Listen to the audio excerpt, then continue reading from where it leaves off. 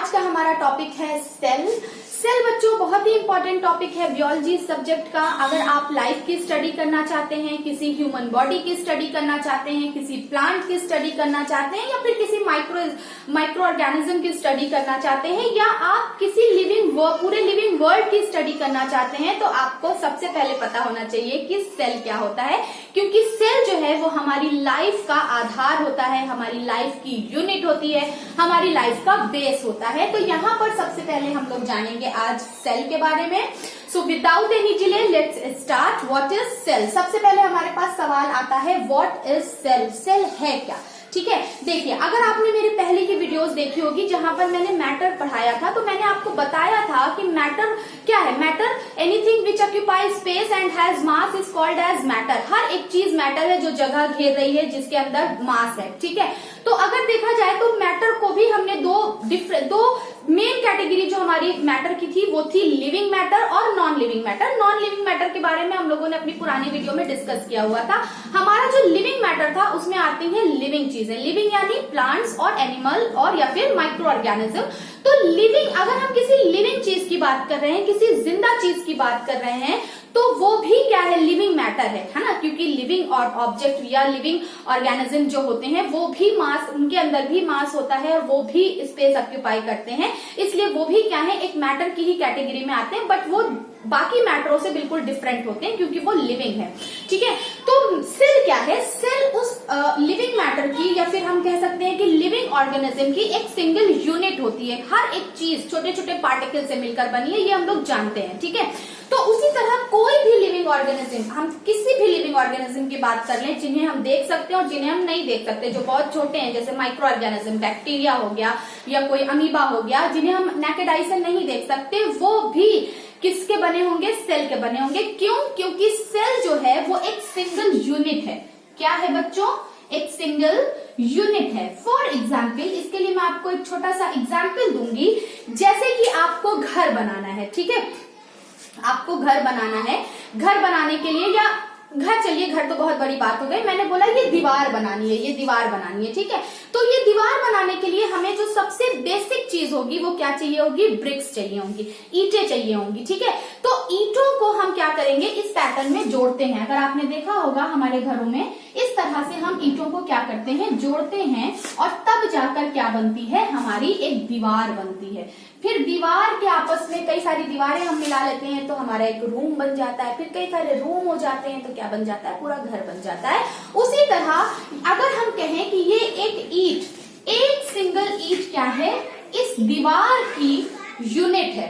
ठीक है, यानी इन ईंटों के आपस में मिलने से ही क्या बनी है? पूरी दीवार का स्ट्रक्चर खड़ा हुआ है। इसलिए ये ईंट, एक ईंट क्या है? सिंगल यूनिट है। उसी तरह किसी भी लिविंग ऑर्गेनिज्म का जो पूरा बॉडी है, पूरा उसकी जो बॉडी है वो किससे मिलकर बनी है?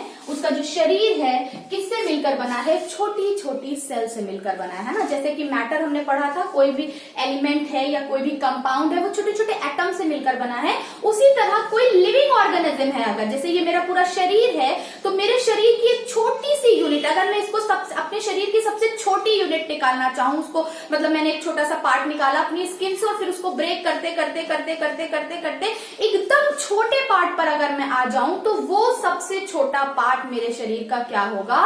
वो होगा एक सिंगल यूनिट। और सिंगल यूनिट क्या होगी? सेल होगी। यानी कई सारे सेल्स आपस में मिलने से क्या बनते हैं? हमारे शरीर का निर्माण होता है। इतनी जल्दी नहीं हो जाता है, कई सारे स्टेप्स होते हैं। ठीक है, देखिए जब कई सारी सेल्स आपस में मिलती हैं तो टिश्यूज बनते हैं। ठीक है, फिर वो टिश्यूज क्या होते हैं? डिफरेंट डिफरेंट वर्क कर रहे होते हैं। फिर कई सारे टिश्यूज जब आपस में ऑर्गेनाइज हो जाते हैं तो एक ऑर्गन बन जाता है। जैसे मेरी एक आंखें है ना, एक आंखें क्या है? डिफरेंट डिफरेंट टिश्यूज से मिलकर बनी है। ठीक है, फिर कई सारे ऑर्गन जब आपस में कोऑर्डिनेशन में काम करने लगते हैं तो एक ऑर्गन सिस्टम बन जाता है ना। जैसे सर्कुलेटरी सिस्टम हो गया, डाइजेस्टिव सिस्टम हो गया, एक्सक्रीटरी सिस्टम हो गया, रिप्रोडक्टिव सिस्टम हो गया। फिर ये कई सारे सिस्टम को अगर हम एक जगह प्लान कर दें, एक जगह कंबाइन कर दें, तो निर्माण हो जाता है, बन जाती है एक पूरा शरीर, एक पूरी बॉडी। ठीक है, वो ह्यूमन बॉडी भी हो सकती है, प्लांट बॉडी भी हो सकती है, कोई एनिमल बॉडी भी हो सकती है। ठीक है, तो यहाँ पर हमने ये जाना कि सेल क्या है? एक सिंगल यूनिट है। ठीक है, क्या है सेल? एक सिंगल यूनिट है, या आप कह सकते हैं बिल्डिंग ब्लॉक्स एलिमेंट है। ठीक है, व्हाट इज सेल? सेल का आंसर हमें क्या मिला? सेल क्या है? एक बिल्डिंग ब्लॉक्स एलिमेंट है, ब्लॉक्स एलिमेंट है। ठीक है, बस फर्क इतना है कि ये एलिमेंट क्या है? लिविंग है, और ये इंडिपेंडेंट एग्जिस्ट करता है। एक सेल अपने आप में ही पूरी कंप्लीट होती है, अपने आप में लाइफ के सारे फंक्शन परफॉर्म करती है। जितने भी लाइफ प्रोसेसेस होते हैं वो एक सेल अकेला खुद भी परफॉर्म करता है।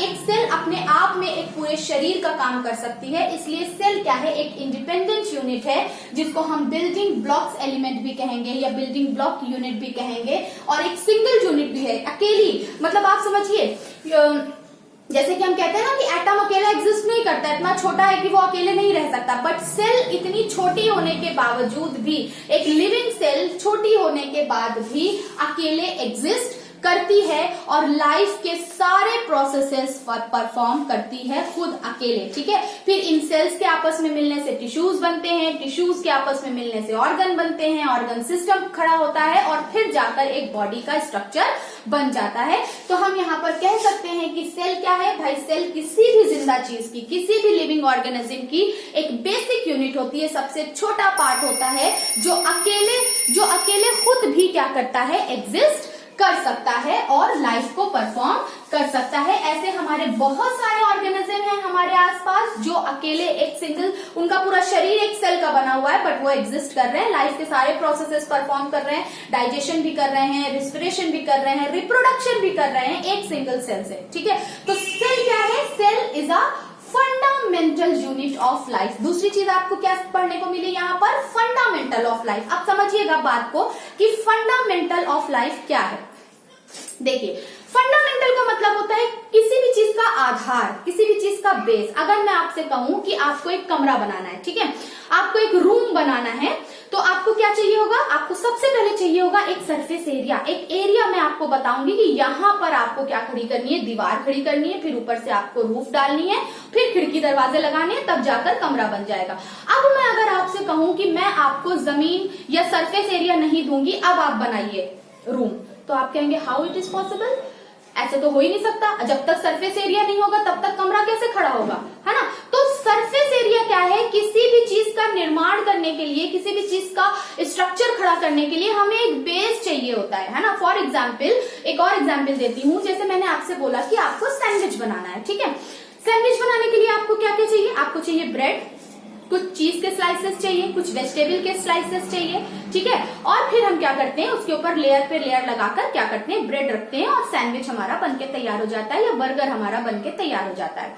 अब अगर मैं आपसे कहूं कि मैं ब्रेड नहीं देने वाली, आप चीज ले लीजिए, आप वेजिटेबल के स्लाइसेस ले लीजिए, बट मैं ब्रेड नहीं दूंगी, अब आप सैंडविच बनाइए, तो आप कहेंगे ऐसे कैसे हो सकता है? अगर ब्रेड नहीं होगी तो सैंडविच को हम बनाएंगे कैसे? यानी जो बेस है, जो आधार है सैंडविच का या बर्गर का, जो आधार है वो तो मैंने आपको दिया ही नहीं, तो फिर बर्गर या सैंडविच बनके तैयार नहीं हो सकता। तो सेल क्या है? फंडामेंटल है। अगर सेल ही नहीं होगी तो लाइफ का एग्जिस्टेंस होगा ही नहीं, ठीक है। यानी किसी भी लाइफ का एग्जिस्टेंस होने के लिए, लाइफ का होना, किसी भी शरीर के होने के लिए, किसी भी शरीर की बॉडी मतलब बॉडी का स्ट्रक्चर होने के लिए सेल सबसे फंडामेंटल पार्ट है। सेल क्या है? आधार है, ठीक है। तो सेल क्या है? फंडामेंटल यूनिट है। यूनिट क्यों बोल रहे हैं? क्योंकि एक अकेली सेल अपने आप में ही कंप्लीट होती है, ठीक है। तो और कई सारी सेल्स के मिलने से ही बॉडी बनती है, बॉडी का स्ट्रक्चर बनता है, इसलिए हम कह रहे हैं कि फंडामेंटल यूनिट ऑफ लाइफ है। आई होप कि आपको इस क्वेश्चन का आंसर यहाँ पर मिल गया होगा, लेकिन अभी हमें और भी बहुत इंटरेस्टिंग बातें यहाँ पर जाननी है सेल के बारे में।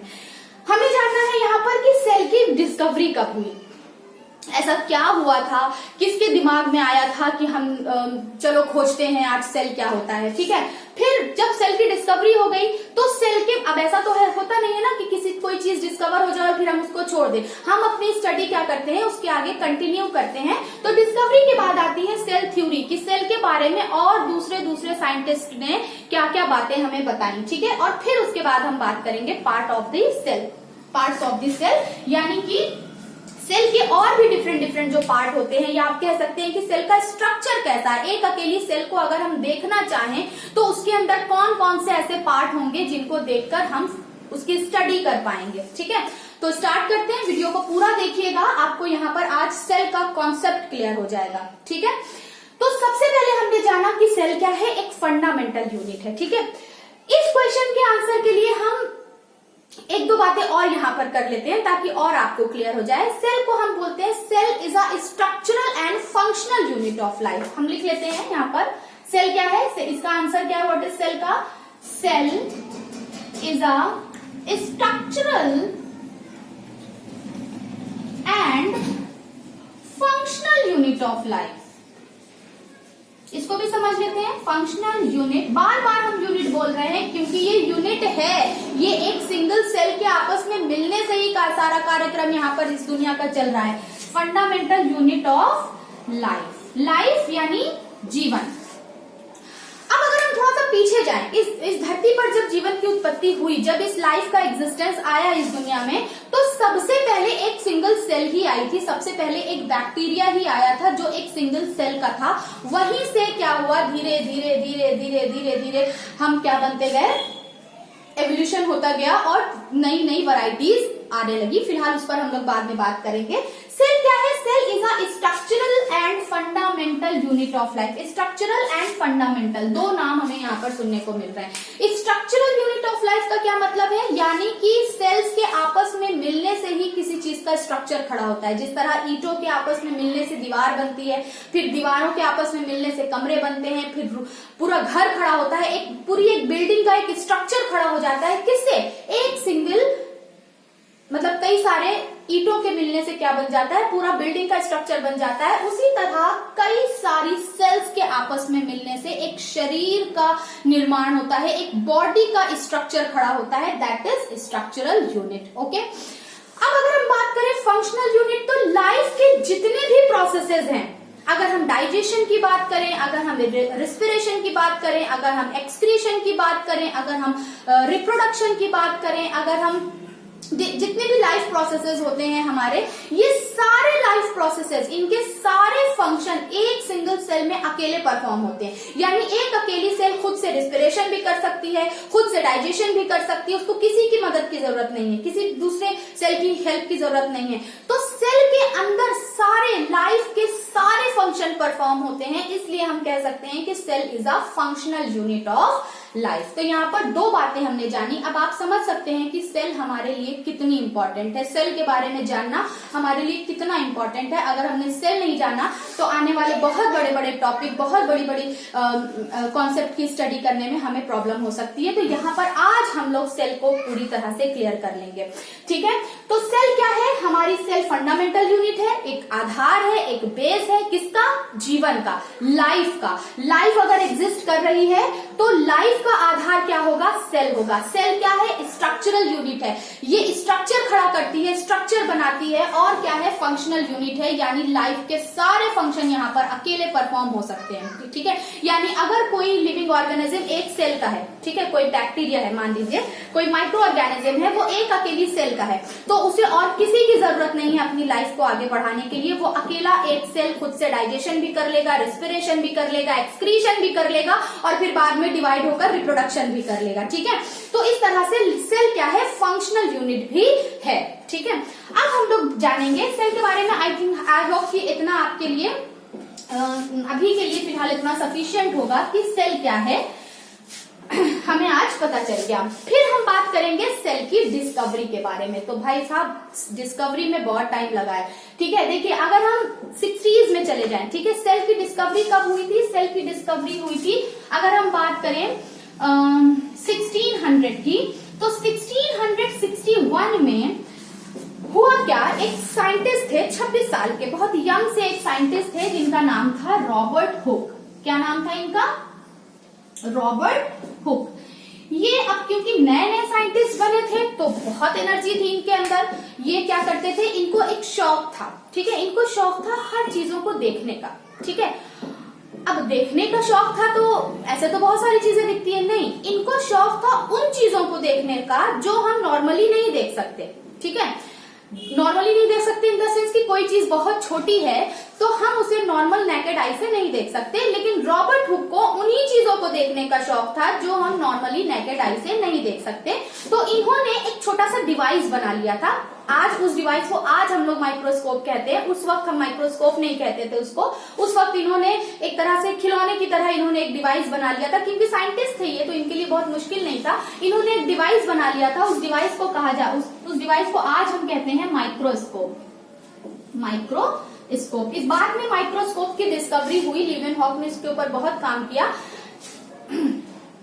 तो माइक्रोस्कोप इन्होंने बना लिया और फिर ये क्या करते थे, बस डिफरेंट चीजें देखा करते थे, छोटी छोटी चीजें देखा करते थे। तो अचानक से एक दिन क्या हुआ ये 1661 की बात मैं बता रही हूँ, जब इन्होंने अपना काम शुरू किया था। फिर बहुत साल गुजर गए। 1665 में एक बार क्या हुआ कि एक कॉर्क की सेल, कॉर्क जानते हैं आप, ये किसी प्लांट के बार्क से तैयार किया जाता है। बॉटल वगैरह का ढक्कन होता है जो अक्सर सोडा की बोतल में या वाइन की बोतल को कवर करने के लिए हम लोग लगाते हैं। कॉर्क होता है जो कि स्पेशली प्लांट की डेड सेल से तैयार किया जाता है। ठीक है, प्लांट की डेड सेल जो बाहर होती है, बार्क होता है, उसकी छाल होती है पेड़ की, उससे तैयार किया जाता है, उससे बनाते हैं कॉर्क। ठीक है, तो कॉर्क की इन्होंने स्लाइसेस निकाली। मान लीजिए ये कॉर्क है, तो इन्होंने क्या किया, कॉर्क की ऐसे पतली पतली स्लाइसेस निकालनी, पतली पतली स्लाइसेस निकालनी, और उन पतली पतली स्लाइसेस को माइक्रोस्कोप में देखा।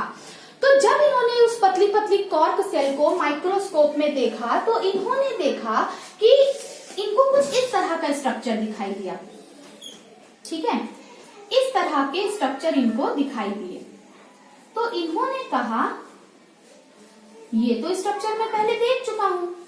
ठीक है, इस तरह का कुछ स्ट्रक्चर इन्हें दिखाई दिया। ये कॉर्क सेल की मैं बात कर रही हूं। ठीक है, इस तरह का स्ट्रक्चर उन्हें दिखाई दिया। तो रॉबर्ट हुक ने कहा कि ये तो मैंने कहीं देखा है, कहाँ देखा है मैंने? हाँ, उन्होंने कहा ये तो मैंने हनीकॉम्ब में देखा है, जो मधुमक्खी का छत्ता होता है। मधुमक्खी का छत्ता भी कुछ इसी तरह से दिखाई देता है। ठीक है, तो इन्होंने कहा अच्छा, यानी कि कोई भी मतलब कि किसी भी चीज को अगर हम बहुत डीपली, बहुत उसको जूम करके देखते हैं तो वो इस तरह का होता है। तो खैर, रॉबर्ट हुक को बहुत बातें यहाँ पर बहुत ज्यादा, उन्होंने सेल को बहुत ज्यादा डिस्क्राइब तो नहीं कर पाए वो, क्योंकि उनका शौक कुछ और ही था। तो इन्होंने सिर्फ नाम दे दिया सेल। इस छोटे छोटे कमरों को, इस छोटे छोटे हॉलो कैविटीज को इन्होंने नाम दे दिया सेल। सेल ऐसे ही नाम नहीं दे दिया। सेल एक लैटिन वर्ड है। लैटिन वर्ड, इसका मतलब होता है लिटिल रूम। सेल का मतलब होता है छोटे छोटे कमरे, लैटिन भाषा में। तो इन्होंने कहा कि हमको ऐसे छोटे छोटे कमरे की तरह खाली जगह दिखाई दे रही है, तो हम इसको सेल बोल देते हैं। ठीक है, बात यहाँ पर खत्म नहीं हुई। ठीक है, क्यों? क्योंकि इन्होंने जो देखा था वो कॉर्क सेल में देखा था, और कॉर्क जो है वो एक डेड सेल है। तो अगर हम कहें कि रॉबर्ट हुक ने क्या डिस्कवर किया, तो रॉबर्ट हुक ने सबसे पहले डेड सेल को देखा था। कॉर्क में सबसे पहले उन्होंने डेड सेल को देखा था। उसके बाद भी बहुत कुछ होता रहा, जो कि हम यहाँ पर उसको यहाँ पर बताना जरूरी नहीं है। फिर आए हमारे साइंटिस्ट लीवेनहॉक। ठीक है, इन्होंने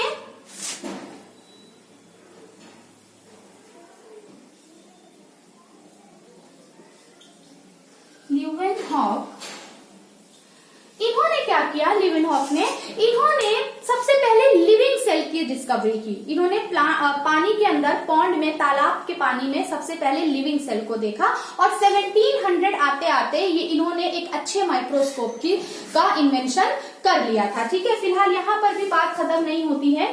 तो इस तरह से हमने जाना कि सेल की डिस्कवरी कैसे हुई। तो सेल की डिस्कवरी के बारे में बेसिकली दो नाम हमारे सामने आते हैं। एक आता है रॉबर्ट हुक का, एक आता है लीवेनहॉक का। दोनों ने ही सेल को देखा, सेल को डिस्कवर किया। ठीक है, इन्होंने, रॉबर्ट हुक ने क्या किया था, डेड सेल में देखा था। लीवेनहॉक ने क्या डेड सेल देखी थी, और लीवेनहॉक ने क्या देखा था, लिविंग सेल देखा था। ठीक है, तो अगर इस तरह से क्वेश्चन आता है तो हम यहाँ पर बता सकते हैं कि रॉबर्ट हुक ने क्या देखा था, डेड सेल, और लीवेनहॉक ने क्या देखा था, लीवेनहॉक ने लिविंग सेल देखा था। फिर बात आती है सेल थ्योरी की। अब देखिए, बात यहाँ पर खत्म नहीं हो गई, बात यहाँ पर आगे चलती गई कि रॉबर्ट हुक ने जो देखा है एक्चुअल में वो है क्या। भाई कुछ ना कुछ तो है, कुछ ना कुछ तो है। तो उसकी स्टडी को आगे बढ़ाया गया। ठीक है, देखिए ऐसा ही होता है, कोई चीज डिस्कवर हो जाती है, बात वहीं पर खत्म नहीं होती, फिर उसके आगे स्टार्ट होती है उसकी डिटेल स्टडी, ठीक है। तो यहाँ पर बेसिकली अगर हम डिस्कवरी की बात हो गई, अगर हम हाँ यहाँ पर हम लिख लेते हैं, मैंने मिटा दिया बेवजह, रॉबर्ट हुक, ठीक है। कब इन्होंने डिस्कवरी की? 1665 में।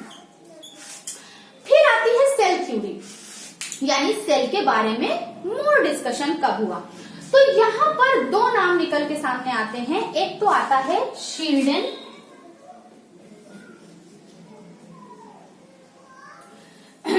यहां पर दो नाम निकल के सामने आते हैं,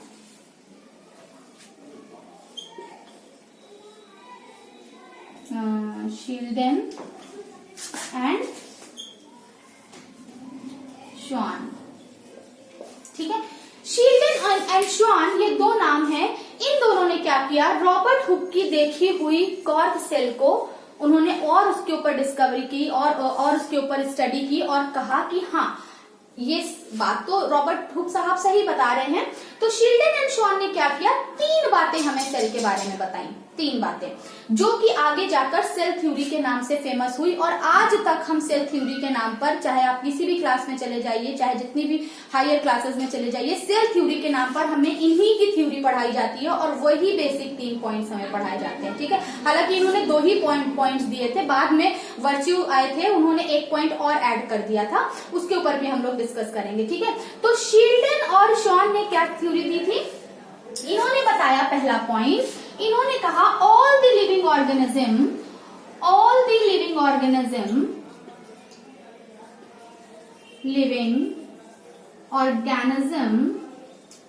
is made up of cell,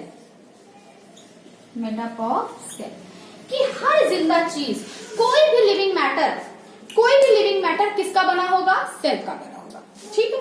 अच्छी बात है, ये तो हमने बहुत पहले ही पढ़ लिया था, ये तो रॉबर्ट हुक साहब भी बता गए थे। तो इनकी पहले पॉइंट जो था सेल थ्योरी का वो ये था कि all the living organism is made up of cells. हर लिविंग ऑर्गेनिज्म किससे मिलकर बना है, छोटी छोटी सेल से मिलकर बना है। अब वो चाहे जितना छोटा हो और या चाहे जितना बड़ा हो, चाहे वो एक बरगद का पेड़ हो, चाहे वो एक हाथी हो, चाहे वो एक छोटी चींटी हो, चाहे वो एक छोटा कोई इंसेक्ट हो या कोई माइक्रो ऑर्गेनिज्म हो, अगर वो जिंदा है, अगर वो लिविंग है, तो वो किसका बना होगा, सेल का बना होगा, because cell is a fundamental unit. दूसरा पॉइंट इन्होंने दिया, दूसरा पॉइंट क्या था कि cell is a structural and functional unit of life. Cell is a structural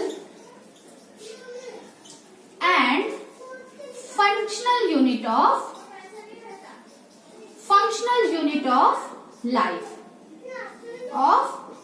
life, ठीक है। तो इन्होंने दूसरी बात क्या बताई कि cell is a structural and functional unit of.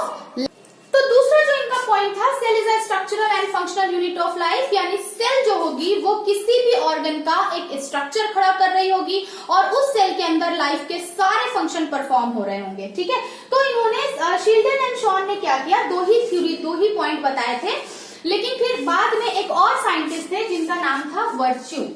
क्या नाम था, वर्च्यू। इन्होंने 1885 में क्या किया, एक पॉइंट और ऐड कर दिया यहाँ पर, ठीक है। अच्छा, क्यों ऐड किया, क्योंकि इनकी ये जो थ्योरी थी, इन्होंने जो तीसरा पॉइंट दिया था, ये जो है शील्डन एंड श्वान ये नहीं बता पाए थे कि सेल बनती कैसे है। इन्होंने कहा कि सेल जो है वो बस बन जाती है, मतलब सेल का जो सेल की ओरिजिन होती है वो अपने आप हो जाती है, ठीक है। मतलब ऐसे हम ऐसे बैठे रहेंगे और ऐसे देखते सेल बन जाएगी। तो अब ये तो पॉसिबल नहीं है ना, यहाँ पर कोई मैजिक तो चल नहीं रहा है, यहाँ पर तो साइंस है, हर चीज का एक लॉजिक होना चाहिए। तो लॉजिक, ये बात इनकी इलॉजिकल थी, इसलिए वर्च्यू को आना पड़ा और वर्च्यू ने कहा नहीं, सेल इस तरह नहीं बनती है, सेल हमेशा बनती है अपनी प्री एग्जिस्टिंग सेल से, यानी एक नई सेल जो है वो अपनी पुरानी सेल से ही क्या होगी, जन्म लेगी। तो तीसरा जो हमारा पॉइंट था सेल थ्योरी का वो ये था कि न्यू सेल्स, आप कह सकते हैं new cell arises from pre existing cell, ठीक है बच्चों। यानी नई सेल जो बनेगी कैसे बनेगी, वो नई सेल अपनी पुरानी सेल से ही क्या लेगी, जन्म लेगी। यानी होगा क्या, अब यहाँ पर एक और टॉपिक निकल के आता है सेल डिवीजन का, जो हम लोग आगे पढ़ेंगे बाद में। सेल, जैसे मान लीजिए एक सेल है, इस सेल ने क्या कर लिया, अपनी लाइफ जी ली, खूब खाया पिया, खूब ग्रो किया, खूब सारी एनर्जी बना ली, अब इसने अपनी लाइफ जी ली। बेसिकली अगर हम देखें तो हर लिविंग ऑर्गेनिज्म के कुछ जीने के कुछ रूल्स होते हैं। जैसे कि कोई भी ऑर्गेनिज्म होता है, चाहे वो इंसान हो, चाहे वो कोई जानवर हो, चाहे वो पेड़ हो, जब वो अपनी लाइफ जी लेता है तो वो मर जाता है ना। उसकी लाइफ का एक लाइफ स्पेन होती है, एक एंड पॉइंट होता है जहां पर आकर उसको क्या होना होता है, खत्म होना होता है। तो उसी तरह एक सेल का भी क्या होता है, एक लाइफ स्पेन होता है कि सेल जब अपनी पूरी जिंदगी जी लेती है, खूब सारी एनर्जी बना लेती है, खूब सारा जो है आप कह सकते हैं खूब इंजॉय कर चुकी होती है अपनी लाइफ में, तो उसका एंड वक्त जब आता है तो वो मरने से पहले क्या होती है, दो पार्ट में टूट जाती है। कोई भी सेल क्या होती है, इस तरह से ब्रेक होकर दो छोटी छोटी सेल्स में टूट जाती है। इससे क्या होता है कि एक सेल मरने से पहले दो नई सेल बना कर गई। इसी तरह सेल्स क्या होती जाती हैं, बनती चली जाती हैं, जिसको हम कह सकते हैं कि रिप्रोडक्शन भी ये भी एक तरह का प्रोसेस है एसेक्सुअल रिप्रोडक्शन का, कि कोई भी लिविंग ऑर्गेनिज्म मरने से पहले अपनी कॉपीज बनाकर जाता है। तो इनका ये जो लास्ट वाला पॉइंट था, ये बहुत कारगर था, ये बहुत इंपॉर्टेंट था कि न्यू सेल्स जो थी वो कैसे बनती हैं, अपनी पुरानी सेल से ही बनती हैं। ठीक है, तो यहाँ पर हम लोगों ने सेल थ्योरी में तीन बातें जानी और तीनों की तीनों बहुत इंपॉर्टेंट है। और ये तीनों पॉइंट में बेसिकली तीन साइंटिस्टों का नाम आता है, शील्डेन, शॉन और वर्च्यू ने सिर्फ लास्ट पॉइंट पर काम किया था, बाकी की सेल थ्योरी इन्होंने ही दी थी। तो सेल थ्योरी क्या कहती है, all the living organism is made up of cell. सारे लिविंग ऑर्गेनिज्म सेल से मिलकर बनेंगे, चाहे वो जैसे हो। Cell is a structural and functional unit of life. Cell क्या है, किसी भी चीज का स्ट्रक्चर खड़ा करती है, किसी भी लिविंग ऑर्गेनिज्म का स्ट्रक्चर बनाती है, उनके सारे लाइफ प्रोसेसेस को अकेले परफॉर्म करने की कैपेबिलिटी रखती है। ठीक है, और new cells arises from the pre existing cell, यानी कि नई सेल्स जो होंगी वो हमेशा अपनी पुरानी सेल से ही क्या होंगी, बनेंगी। तो यहाँ पर हम लोगों ने दो पॉइंट डिस्कस कर लिए। ठीक है, अब नेक्स्ट वीडियो में मैं आपको पार्ट्स ऑफ सेल पर हम लोग क्या करेंगे, फोकस डालेंगे।